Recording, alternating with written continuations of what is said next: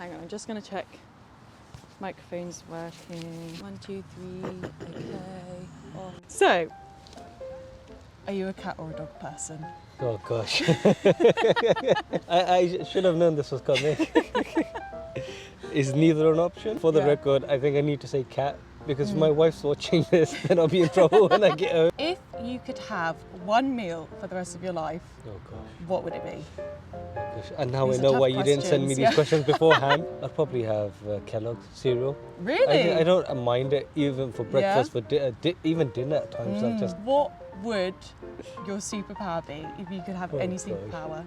I think it's going to be cliche, but to be able to unite people. Yeah, that's a really good one actually. And what would you say is the best piece of advice you've ever been given? Consider yourself to serve people and not to be served.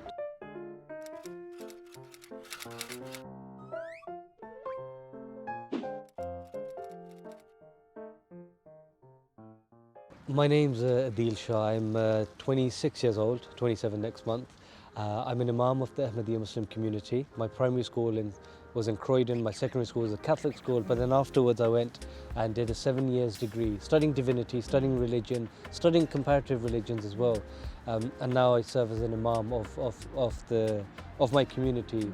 And I think what's really special about you is that you are one of the youngest Imams in the UK. So what was it that made you want to become an Imam and at such a young age? I think the foundation principles of Islam is to serve humanity. So we've been seeing this from a really young age. I think since I actually remember I've had any inclination of when I was young and even now, we always were religiously orientated and orientated around going out and playing our part or contributing towards the societies that we live in. And I've just grown up with that. And being an Imam, I thought it would be the best fit because I can serve my community as well as the communities that I live in or interact with. How would you describe what Islam means to you? I think in one word, I'd say the word Islam itself means peace. It promotes peace. It teaches its adherents to walk, talk, promote, everything orientated around peace. And you really consider it like your duty to try and foster understanding between, you know, Muslims and the wider community. Where did that stem from and like why do you believe in doing that? You see, the founder of our community, Prophet Muhammad, peace be upon him, when he arrived in Medina, he promulgated the Charter of Medina, which ensured the human rights of everyone living around him. Whether they were Jews, Christians or associated themselves with any faith. So he ensured that his neighbours were looked after. There's a saying of the founder of Islam, Prophet Muhammad, peace be upon him, where he said that if you're residing somewhere, the people who are 40 doors down, they qualify as your neighbour. People who you eat with, they're your neighbours. The people who you travel with, they're your neighbours. The people who you work with, they're your neighbours. And in another narration, if you're cooking food, make extra, but don't ever let your neighbour go hungry. And he didn't say Muslim neighbour or any of these parts. He never said Muslim neighbours. The word used is just neighbour. So the emphasis of looking after your neighbours, whether it's through food, whether it's through general well-being, whether it's through programs and initiatives where you can collaborate, it plays a heavy part within Islam. And the founder of our community, he said that my ardent desire, the purpose of why I've been created, my heartfelt yearning is to serve humanity. And that is what Islam and Muslims promote. There's quite a few stereotypes and misconceptions around Islam and what it's like to be a Muslim. What would you say are some typical ones that you often hear or experience and just want to say, no, that's not right? I think the first one, which is probably associated to my own being, is when you tell people that you're an Imam, they're like, whoa, really? Yeah. We thought Imams had long beards, long white beards, scary turbans and long dresses. Whereas I'm an Imam and I'm dressed in chinos and a shirt and a jumper. If my beard grows out, it looks really messy. So I do try keeping it clean, but I'm an Imam. I've studied for 7 years and this is who I am. Where do you think these stereotypes and these misconceptions come from? In the media, at times we see that there are a lot of negative stories about Muslims. Whereas, as I mentioned before, the word Islam means peace. Nothing in Islam promotes, advocates, accepts, or even appreciates terror or terrorism, anything related to it. So there are, sadly, some platforms occasionally that don't report correctly, which as a result then leads to certain people opinionating themselves in a way which deviates them from the actual true understanding. And rather than building bridges, we just end up erecting walls, and that distance becomes further and further. I mean, it's quite of a tricky question in the sense that we do appreciate the fact, and we accept, and we see that there are positive stories that the media reports about Islam, but at the moment the negative far outweighs the positive. And I guess it's interesting because, you know, I'm a journalist, and obviously this video is going to be adding to the discourse. So why should someone watching this video believe what we're saying over a report which is really harmful and not like truly representative? If we kind of being candid or to the point, those videos speak about how Muslims, so-called Muslims, are promoting terror and terrorism, right? But the baseline or the crux of the matter is that nothing in Islam has anything to do with terrorism. There's a verse in the Quran which says that there is no compulsion in religion. There's another verse in the Quran which says that if you kill one single soul, it's as if you've killed all of humanity. But at the same time, if you save a single soul, it's as if you saved all of humanity. No one associates the KKK with Christianity, the IRA or the Lord's Resistance Army to any religion. There are people who misconstrue, misunderstand and misrepresent religion. It happens in all religions. But to say that, oh yes, because an individual or a pocket of people did this and they attributed themselves to Islam, or they are so-called Muslims, and then to blame the religion for that, I think it's a generalization which is wrong, which shouldn't happen. And there are many examples of how people have been generalized, communities have been generalized, where in fact it's absolutely wrong doing that. One of the reasons why we sit down or invite people to the mosque is A, mosque is the house of God, it's open for everyone. But B, it's also at the same time that by the end of the conversation, that visit, we all realize that we have so much in common. We bleed, laugh, cry in the same language, and we have so much more in commonality as opposed to differences. So I was looking at some statistics from the House of Commons Library, and it said that 50% of religiously motivated hate crimes are Islamophobic. Within your community, would you say there are typical forms of Islamophobia that impact your community? Are certain people impacted by it more than others? I've lived in this country for about 25, 26 years. In those 25, 26 years, I've probably faced Islamophobia, or I've had incidents related to Islamophobia 2 or 3 times. One was, I remember when I was in the biggest mosque in Britain, there's a car that drove past. Person pulled their window down, shouted out some stuff and horned throughout. But that was still of a distance, and you were like, okay, yeah. But you would never expect it to happen in front of you. I mean, you hear stories about it. We've had our mosques up north vandalized, broken into. Yes, we've had those elements of Islamophobia.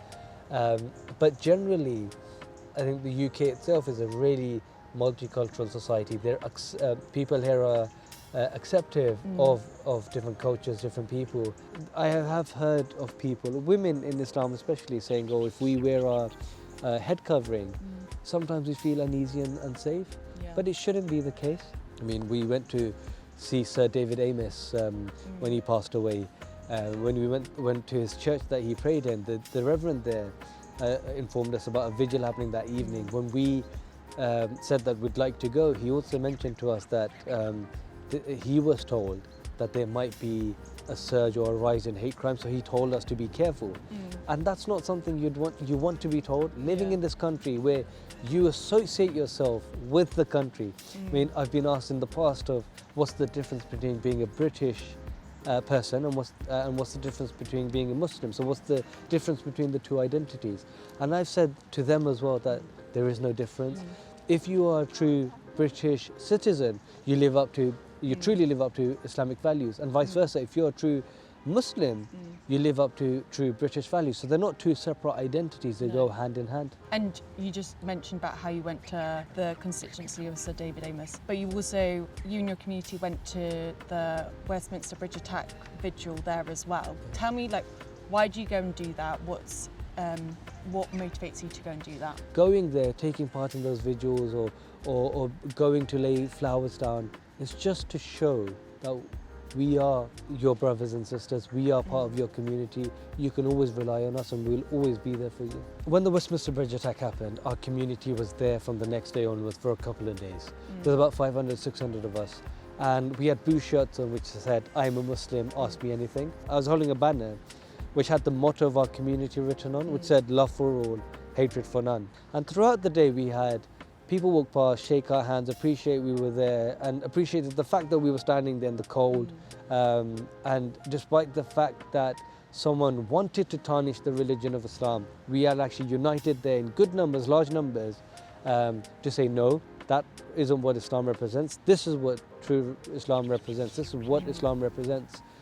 But I had an interesting encounter with an individual where this man came past me, looked at me, and frantically frowned upon me. And he said, I remember very boldly and clearly, full of anger, he said, why are you here? And he was basically saying, why are you here? This is because of you, go away. And we don't want you here, quite frankly. But the good thing is, he was open and receptive, and he wanted to have a conversation. And so it took about 10 minutes of me explaining to him that, look, we're here in the UK, we actively, for example, donate blood to the NHS, we do litter picking sessions, we do food drives where we pair up with night watches and go on food drives. We do fundraising. When 2019 we raised, well, this was before 2019, but in 2019 we raised £1 million for British charities through our fundraising events. We, at November, December time, we're at supermarkets, superstores, and we're collecting for the Royal British Legion, so for the Poppy Appeal. We visit the sick and elderly in care homes and hospitals. So anyways, it took me about 10 minutes having this conversation with him, where I just informed him of the things that we do in the UK. And he was so impressed and pleased that he ended up giving me a hug. After that, he said, I don't even know how to describe it in words, it's actually really shocking to hear. He said, I've been living in London for 8 to 10 years, and this is the first time I've spoken to a Muslim. And it went on to show that a conversation of 10 minutes was so strong enough, so powerful enough, that it changed an opinion of 8 to 10 years. If there is this imbalance of just negative stories about Muslims and Islam, of course, naturally, people are going to be reserved when they come or visit or speak to a Muslim or are near Muslims. And it was just, at that time I realized that education breeds tolerance. You need to have those conversations to build bridges. Do you ever feel scared going to these vigils, and No, are you worried no, about? No, we don't. Well, the thing is, we feel upset, yes, definitely feel upset, because when we went to the vigil where Sir David Amess, the vigil that was happening in the park near his constituency, we were warned that there would be hate crimes and it would be dark, so we should be careful. And again, as I mentioned, you don't want to be living in this country and be walking out and being fearful. You hear it on the news that people walk out of their houses and they're fearful or scared of walking out or walking in the streets. But you don't expect that to be happening here. And to be told that be careful, be mindful, it's really upsetting. What motivates you to keep going, even like when you hear things like that? What motivates us is our religion, is our role model, is the Khalif. Things when we are a minority group, we're considered heretics in our own home country, despite being persecuted. He's always at the forefront. He's always willing to do more and to take part, to take care of our neighbours. I mean, he's always sending out our youth to go and do blood drives or do a litter picking session, go and help different communities in their charity works that they're doing or their programs that they're conducting. So seeing his morale, seeing the way he's functioning motivates us to keep on going as well. And this is what Islam's all about. What message would you like to give to someone who's maybe apprehensive? I would say definitely speak to a Muslim. Yeah. Like my own example, right? A 10-minute conversation is all you need. speak to a Muslim, speak to a imam like myself. We have so many young imams in the UK and across the world. I went to a Sikh temple, and whilst this Sikh gentleman was showing me around, I felt an innate need to ask that Sikh about his routine. So I remember asking him, I said, do you mind telling me what a day in the life of a Sikh is all about? And the first thing he mentioned was that we wake up really early in the morning to pray. And I don't remember anything else he told me after that, because I was so taken aback by the fact that Sikhs wake up early in the morning to pray, because Muslims do that as well. Yeah. And then I thought to myself that if I hadn't gone out of my house, gone to this Sikh temple, arranged this tour, asked him to show me around, and then asked him this question, I would not have known that we Muslims share this commonality with Sikhs. And if I hadn't gone, I would probably have remained ignorant about this fact for the rest of my life. It just makes you appreciate and understand the commonalities that you have with other people, other faith groups, whether you're religious or not. There are so many things that we share, that we have in common, as opposed to differences. And then you also then appreciate the differences. What message would you like to give to my audience here? I think it'll probably be the motto of our community, love for all, hatred for none. That's what we stand for, that's what we are promoting, that's what we are trying to achieve, and that's probably the message I think we should end on. Amazing! All of that in one take. That was incredible.